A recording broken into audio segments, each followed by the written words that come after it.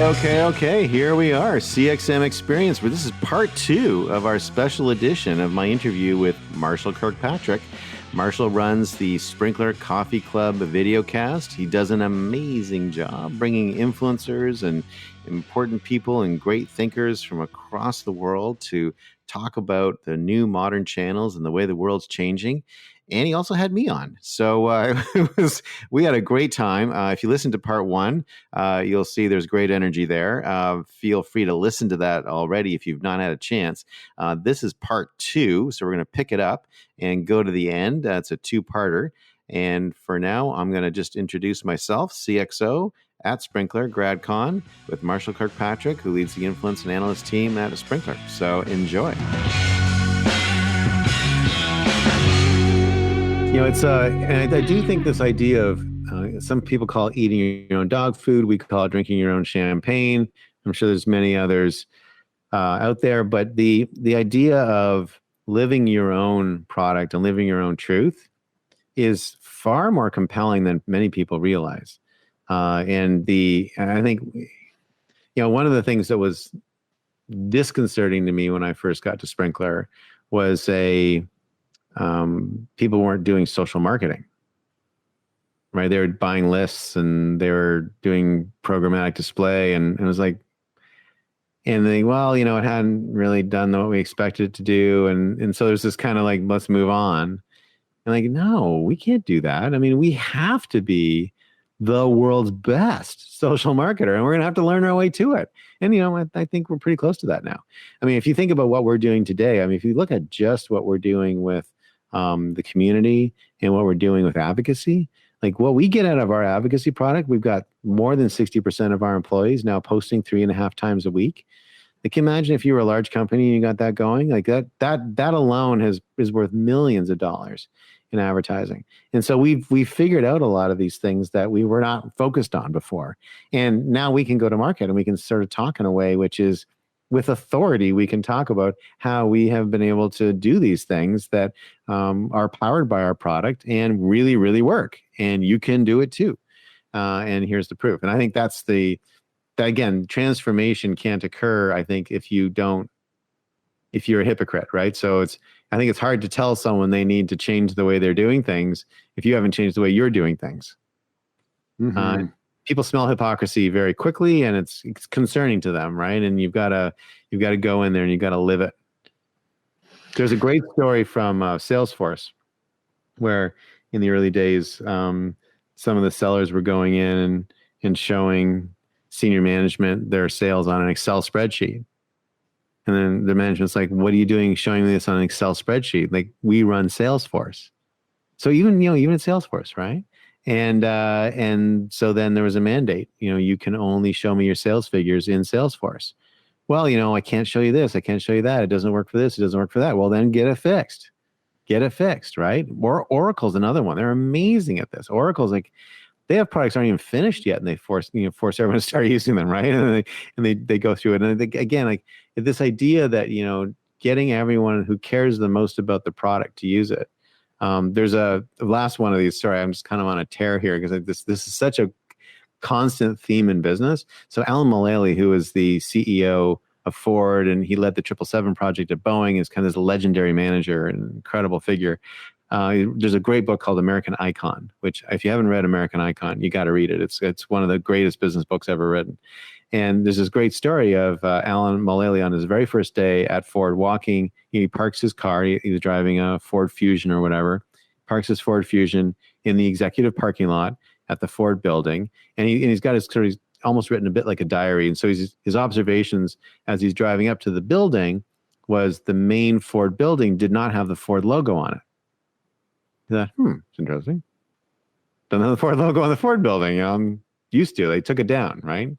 And so then he gets in the executive parking lot, noting that there's an executive parking lot. I don't believe in those either. We certainly didn't have executive parking lots at Microsoft, but gets in the executive parking lot, kind of looks around, and he notices that none of the cars in the executive parking lot are Fords. Sometimes they're companies that Ford may have an interest in. Like, I think they had a partial interest in Jaguar. There's like that kind of thing, but none of them are Fords. So Alan goes to the very first meeting and he's like, I'll be really disappointed if I come in the parking lot next week and everyone's still driving all these foreign cars. And sure enough, everyone managed to figure out how to buy a Ford the following week. And the next thing he did is he put the Ford logo back on the building. Like, you got to and people are like, oh, that's like old fashioned and it's in the blue oval. And he's like, well, that's what it is. I mean, you got to own the thing you own. That's just the thing it is. And like, yeah, we're never going to have the logo that, Ferrari has. Okay. Because that's Ferrari's logo. We have the Ford logo, but you know what? We're going to make it big on our cars. We're going to make it big on our building. We're going to be proud of it. And we're going to own it. And that's what we're going to be all about. And if you look at the Ford cars in that time, they didn't have the blue logo on them. They just had like Ford in letters. And then suddenly that logo, that blue oval came back. And it's a very dominant element on Ford cars again. And it's really wonderful, actually. I think it looks really awesome.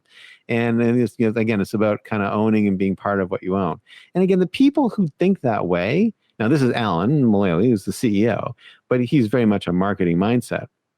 The people who think that way, who think the way I'm talking, those tend to be CMOs. CMOs think that way. And so that's why I think they have the opportunity to be digital transformation leaders. The other thing I think that happens to the CMO is that it's very hard for the CMO to get their job done alone. Right? So you can do all the greatest marketing in the world. If the product's not working, then that's not going to work. If the salespeople don't know how to sell, that's not going to work. So you're dependent on and you're connected to many other people. And so the marketing leader tends to have a role which crosses a lot of other functions more than, say, the IT function, which can live somewhat in a silo and be very effective. And so I think that the other thing that marketers have going for them, as CMOs have going for them, is that as sort of cross-functional leaders, they can pull a cross-functional project across the line more easily than someone who's in a more siloed profession. And I think that is something CMOs can leverage more. Grad, I wanted to tell you about the impact of another one of your blog posts on Sprinklr in terms of really owning what you are and drinking your own champagne. One of the posts you put up recently was a reading list of great books about writing. And here's a little something I haven't told you offline. I'll tell you here live. In the 3 months since we've been doing this continuous improvement intervention of daily meetings, applying the lessons from some of that great writing into our own social marketing, according to our Sprinklr dashboard, our growth rate of new followers that we have connected with on social has increased 300%. Awesome. Big spike. And that in spite of a silent period that we took at the height of the Black Lives Matter movement. So the quantity of posts were down, but the quality of posts have gone up so much because we really rolled up our sleeves and dug in and applied some of the wisdom from other industries and other sources of knowledge, that it's made a huge impact. Well, you led that, Marshall. You've done an amazing job of that. And I loved when you started quoting Caples back to me, or and contradicting something. I'd say, "Oh, it should be blue," and you're like, "Cable says it should be red," and I'm like, "Oh wow, that was delicious." Those are great moments. I treasure those. That was a really great time. Yeah, I do too. So, Grad, that's a good example, I think, of how there's always more opportunity to, even when you're fully invested in social marketing, for example, there's room to just up-level the game in more and more ways. I wonder, the last thing that I want to ask you about is if you have some advice for companies at different places in the digital transformation journey. We've talked about how this big acceleration in digital transformation has served early adopters really well because they've already got a head start. But now there's a lot of companies that have been slower to get started. They were perhaps more optimized for stability and security over time, that now have a real clear impetus to accelerate their digital transformation. What would you advise for early adopters that are in the lead to build on their digital transformation? And what would you advise for companies that are earlier in the journey, just getting started? Yeah, great question. Yeah, and the analysts have got good advice here. I'm not sure anyone's really getting down to the brass tacks of execution, because some of the advice is a little bit motherhoody. But focus on execution, for example. It's like, oh, really? But I do think that there is an opportunity for someone who is not really in the fray to leapfrog existing competitors. It's a little bit like South Korea, for example, is extraordinarily connected, partly because they didn't deal with copper infrastructure. They were able to sort of leapfrog right over that, and they went to fiber and cell right away. And you see, like, sometimes your legacy systems create a technology debt that can slow you down. So the first thing I would say to someone who is early in the journey is resist the temptation to say things like, we're going to crawl, walk, and run. My God. That is such, it is such a tired way of thinking about things. There's also the phase 1, 2, 3, and there's different stage 1, stage 2, stage 3, that kind of stuff. And it's just a terrible way to think about it. What you have to do is you have to say, what would be an experience that if I were to deliver it to my customer, they would be loyal to me forever. They would tell their friends about me, and they would buy most of my products. Think about it that way. And then just build that. This idea of like, well, first we're going to put up a website, and then we're going to put a car. Don't do that, because you're never going to make it. What you're actually literally doing is you're literally laying down technology debt before you've even accumulated it. So go to the end point. Just be mobile. Go just to the phone. Think about that payment. Like, there's some amazing Shopify merchants now where I'll see a thing, I click on it, I click on my Shopify link, they've got my profile, it's purchased. It's like 2-3 clicks and the thing is on its way to me. It's amazing. So it's just like, you've got to be really smart about that.